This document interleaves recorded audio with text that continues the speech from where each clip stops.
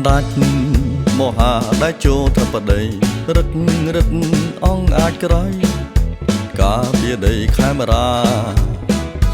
ចិត្តអំណត់មានអំណាចដែលជះអស្ចារ្យធ្ងន់ពេញដោយប្រាជ្ញារក្សាខ្មែរបានសេរីសត្រូវដែលប៉ុនប៉ងបំពេញសំដាច់ជ្រងទុកបានវាយប្រយុទ្ធយកជ័យ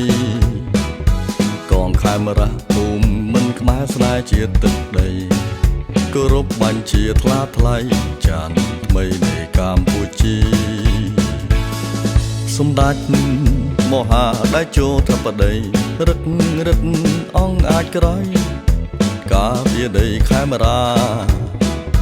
ចិត្តអំណត់មានអំណាចដែលជះអស្ចារ្យធ្ងន់ពេញដោយប្រាជ្ញារក្សាខ្មែរបានសេរីសត្រូវដែលប៉ុនប៉ងបំពេញសំដាច់ជ្រងទុកបាន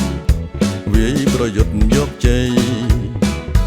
កងខេមរៈភូមិមិនខ្មែរស្នេហ៍ជាទឹកដីគោរពបញ្ជាថ្លាថ្លៃចានថ្មីនៃកម្ពុជាគោរពបញ្ជាថ្លាថ្លៃចានថ្មីនៃកម្ពុជាគោរពបញ្ជាថ្លាថ្លៃចានថ្មីនៃកម្ពុជា